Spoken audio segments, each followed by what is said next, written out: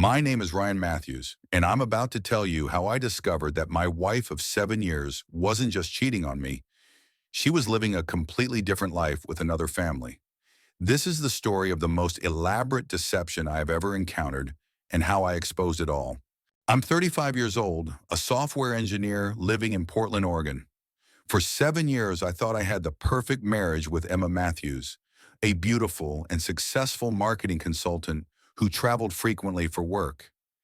Emma was everything I'd ever wanted: intelligent, funny, supportive, and incredibly organized. Our life together seemed ideal. We had a beautiful house in the suburbs, took amazing vacations together, and were actively trying to start a family. Emma's career required her to travel about 2 weeks every month to various cities for client consultations, which I respected and supported completely. Emma was meticulous about everything. She kept detailed calendars, always confirmed her travel plans with me in advance, and maintained perfect communication when she was away. She'd call me every night from her hotel, send photos of her meals and client meetings, and always brought back small gifts from each city she visited. But what I didn't know was that Emma's business trips were actually visits to her other life: another husband, two children, and a completely fabricated existence in Seattle, just 3 hours north of Portland. The discovery began with something so small I almost ignored it completely. In March, Emma returned from what she said was a week-long consulting project in Denver. She seemed more relaxed and happy than usual, which I attributed to a successful business trip. But that evening, while she was unpacking, I noticed something strange. Emma always brought back small souvenirs from her trips: local coffee, regional snacks, tourist magnets for our refrigerator.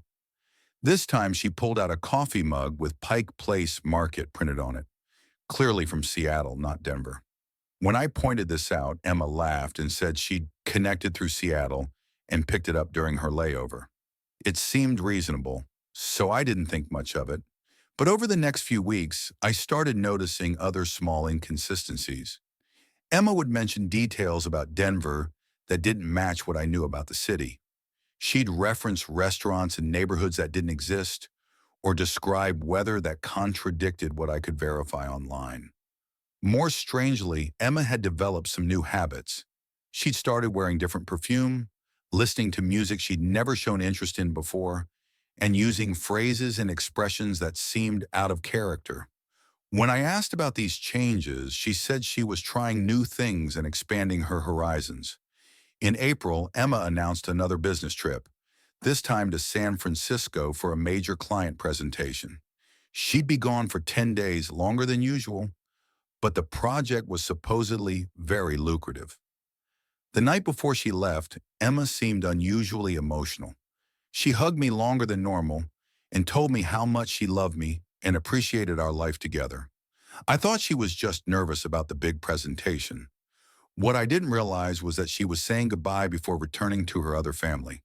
2 days into Emma's San Francisco trip, I received a call that changed everything. It was from our credit card company, alerting me to unusual spending patterns. There had been several charges in Seattle: grocery stores, gas stations, a children's clothing store. When I called Emma to ask about it, she said she'd driven up to Seattle for a weekend meeting with a potential client and must have forgotten to mention it. She apologized for the confusion and promised to be more communicative about itinerary changes. But something felt wrong. Emma was always meticulous about sharing her travel plans. She'd never made an unscheduled side trip without telling me in advance. That weekend, I decided to do something I'd never done before. I checked our credit card statements going back 6 months. What I found was disturbing. Every time Emma claimed to be in one city, there were charges in Seattle. Not just hotels and restaurants, but grocery stores, pharmacies, a pediatrician's office, and recurring payments to something called Sunshine Elementary School. I called the school's main number, claiming I was trying to verify enrollment for insurance purposes. They confirmed that they had students named Oliver and Sophia Richardson in their third and first grade classes, respectively. Richardson, not Matthews. And Emma had never mentioned knowing any children named Oliver and Sophia. I hired a private investigator named Patricia Wells, explaining that I suspected my wife was having an affair, but needed concrete evidence before taking any action. What Patricia discovered over the next 3 weeks was far more shocking than a simple affair. Emma wasn't just cheating. She was married to another man, David Richardson, and they had 2 children together. She'd been maintaining this double life for at least 5 years, possibly longer. In Seattle, she went by Emma Richardson and claimed to work as a freelance marketing consultant who traveled frequently for business. To David and their children, I was the non-existent business trips. When Emma was with me in Portland, she told her Seattle family she was away on consulting projects. When she was with them, she told me the same story. Patricia provided me with photographs, addresses, and detailed documentation of Emma's other life. I saw pictures of her at school events with the children, grocery shopping with David, attending what appeared to be family barbecues and birthday parties. Most devastating of all, Patricia discovered that Emma and David had been married for 8 years, 1 year longer than Emma and I had been together, which meant she'd married me while already married to someone else. Our entire relationship was built on a lie so massive it was almost incomprehensible. Learning about Emma's double life was like discovering that my entire reality was a carefully constructed illusion. Every memory, every shared moment, every plan we'd made together was tainted by the knowledge that I was only getting half of her attention and affection. I thought about all the times Emma had been distant or distracted, which I'd attributed to work stress. Now I realized she was probably thinking about her other family. I remembered her reluctance to have children with me, claiming she wanted to wait until her career was more stable. She already had 2 children with David. The worst part was realizing how deliberate and calculating the deception had been. This wasn't a mistake or a moment of weakness. It was a systematic con that required constant planning, perfect timing, and complete emotional compartmentalization. Emma wasn't just unfaithful, she was living 2 completely separate lives with the precision of a professional criminal. But I needed to know more before deciding how to confront this situation. How long had this been going on? Was David aware of my existence? Did the children know their mother had another family? Working with Patricia, I learned that David Richardson believed he was married to a devoted wife and mother who occasionally traveled for work. He had no idea I existed, just as I'd had no idea he existed. Emma had managed this deception by maintaining 2 completely separate identities. In Portland, she was Emma Matthews, the ambitious marketing consultant with no children. In Seattle, she was Emma Richardson, the part-time freelancer who prioritized family time.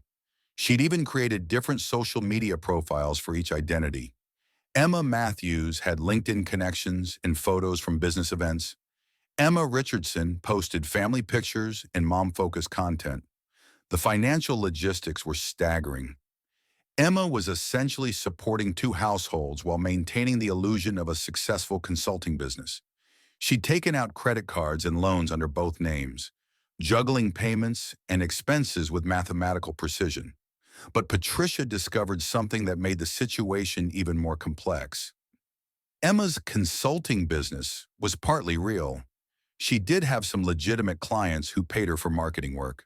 But most of her income came from elaborate insurance fraud schemes, fake business expense claims, and a complex network of financial deception that was funding her double life. Emma wasn't just a bigamist. She was also a sophisticated white-collar criminal.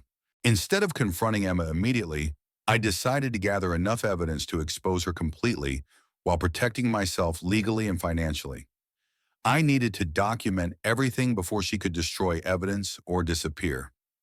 Working with Patricia and a lawyer named Michelle Torres, I built a comprehensive case documenting Emma's fraud, bigamy, and financial crimes.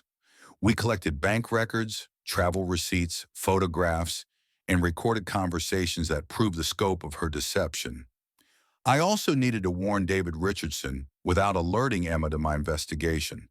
Through careful research, I learned that David worked as an accountant at a firm in downtown Seattle. Patricia arranged to accidentally encounter him during his lunch break. She posed as someone conducting a survey about work-life balance and asked David about his family situation. During their conversation, she casually mentioned that she'd heard his wife traveled frequently for business and asked how he managed with two young children. David confirmed everything we suspected. He believed Emma was a devoted wife who occasionally traveled for consulting work. He had no idea she was married to someone else, or that her travel schedule was completely fabricated. Patricia gave David her card, claiming she was researching an article about dual-career families, and suggested he might want to verify some information about his wife's business if he was interested in participating in the study. 3 days later, David called Patricia's number. David Richardson was calling because he'd started noticing inconsistencies in Emma's stories about her business trips. Patricia's questions had prompted him to pay closer attention, and he discovered credit card charges in Portland during times when Emma claimed to be in other cities. Patricia arranged a meeting between David and me at a neutral location, a coffee shop in Olympia, halfway between our two cities. She explained that we were both victims of the same elaborate deception. Meeting David was surreal. He was a nice guy, clearly devoted to his family, and completely devastated to learn the truth about his wife. We compared notes and discovered that Emma had been playing us against each other for years. When I was questioning her about late nights or secretive behavior, she'd claim it was work stress. When David had similar concerns, she'd blame them on difficult clients or travel complications. She'd use each relationship to provide alibis for the other. David and I agreed to work together to expose Emma's deception safely and legally. We wanted to protect the children from unnecessary trauma, while ensuring that Emma faced consequences for her actions. We planned to confront her simultaneously, so she couldn't escape to either location or destroy evidence. Emma was scheduled to return to Portland from her latest business trip on a Thursday evening. What she didn't know was that David and I had coordinated our confrontation perfectly. When Emma walked into our Portland house, I was waiting in the living room with printed copies of all the evidence Patricia had gathered. Bank statements, photographs from Seattle, documentation of her two marriages, records of her financial fraud. I told Emma to sit down because we needed to discuss her trip. She seemed relaxed and started telling me about her successful meetings with clients in Chicago. That's when I interrupted her. Emma, I need you to stop lying. I know about David. I know about Oliver and Sophia. I know about your other life in Seattle. Her face went completely white, but she tried to maintain the deception. She claimed I was being paranoid and that I must have misunderstood something. I showed her the photographs of her with David and the children, the records of charges in Seattle when she claimed to be elsewhere, the documentation of her two marriages. At the same moment, David was having an identical conversation with Emma in Seattle, or rather, with the Emma he thought was returning from a business trip to Los Angeles. We'd coordinated our timing perfectly. Emma couldn't be in two places at once, and she couldn't escape to either location because both of her husbands now knew the truth. Emma's initial response was to try to manipulate each of us separately. She called David and claimed I was a stalker who'd been harassing her. She told me that David was an abusive ex-boyfriend who was trying to destroy her new life. But David and I were communicating directly, so her lies were immediately exposed. We compared every story she told, every excuse she made, every attempt to turn us against each other. Faced with undeniable evidence and the knowledge that we were working together, Emma finally admitted the truth. She'd been maintaining the double life for 6 years, and she claimed she'd gotten so deep into the deception that she couldn't find a way out. Emma said she loved both of us in different ways and that she'd never meant to hurt anyone. She claimed the financial fraud was necessary to maintain both households and that she'd planned to eventually choose one life over the other. But her explanations rang hollow. This wasn't a mistake or a situation that had gotten out of hand. It was a calculated, long-term deception that had destroyed multiple lives. David and I worked with lawyers to ensure Emma faced appropriate legal consequences for her actions. The bigamy charges were straightforward. She'd married me while still legally married to David. The financial fraud was more complex but ultimately more serious. Emma had committed tax fraud, insurance fraud, and identity theft across multiple states. The evidence we gathered led to federal charges that could result in significant prison time. Most importantly, we worked together to minimize the impact on Oliver and Sophia. David retained full custody of the children, and I provided evidence to support his case. The children didn't need to be traumatized by their mother's crimes beyond what was necessary. Emma ultimately pled guilty to multiple charges in exchange for a reduced sentence. She received 4 years in federal prison and was ordered to pay restitution to both families for the financial damage she'd caused. The divorce proceedings were complicated by the fact that my marriage to Emma was technically invalid due to her existing marriage to David. Legally, I was never actually married, which simplified some aspects of the separation, but created other complications around property and financial arrangements. David and I developed an unexpected friendship through this ordeal. We'd both been victims of the same elaborate con, and we understood each other's experience in ways that no one else could. We stay in touch and occasionally get together with the kids when I'm visiting Seattle. Oliver and Sophia know me as Uncle Ryan, a friend of their father's. They don't need to know the full story of their mother's deception unless they ask specific questions as they get older. David and I agreed that protecting their emotional well-being was more important than satisfying their curiosity about past events. For me, the experience was devastating but ultimately educational. I learned to trust but verify, to pay attention to inconsistencies, and to value honest communication above all else in relationships. 2 years after Emma's arrest, I met Sarah Chen, a teacher who values honesty and direct communication above all else. I told her about Emma's deception early in our relationship because I wanted complete transparency from the beginning. Sarah understood that my experience with Emma had made me cautious about trust, but she appreciated my honesty about my past and my commitment to open communication. We've been together for 18 months now, and we're building a relationship based on complete honesty and mutual respect. The difference between my relationship with Sarah and my marriage to Emma is like night and day. With Sarah, everything is discussed openly. We share calendars, financial information, and daily schedules without secrecy or deception. It's refreshing to be with someone who values truth as much as I do. People often ask me how I missed the signs of Emma's deception for so long. The answer is that skilled manipulators are experts at making their lies seem reasonable, and their victims feel guilty for questioning them. Emma created a plausible explanation for every inconsistency. She made me feel like I was being paranoid or controlling when I asked questions about her travel or noticed small discrepancies in her stories. She used my love and trust against me to maintain her deception. The key lesson I learned is that healthy relationships require transparency. When someone you love consistently creates situations that make you feel like you're going crazy for noticing inconsistencies, that's a red flag that shouldn't be ignored. Trust is essential in relationships, but blind trust can be dangerous. It's reasonable to expect your partner to be accountable for their time, money, and commitments.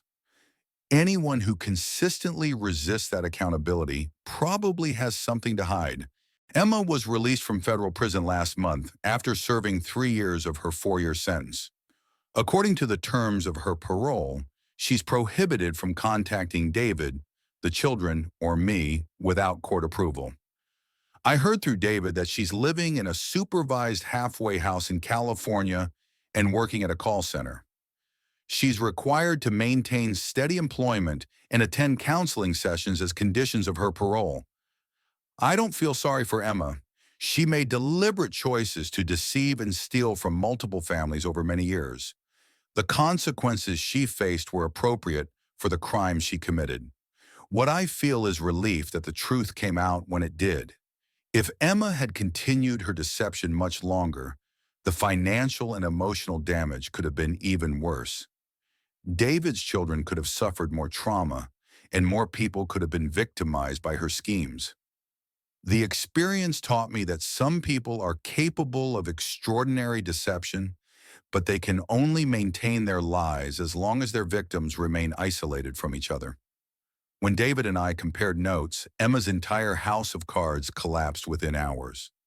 Sometimes the most elaborate revenge is simply exposing the truth and letting natural consequences unfold.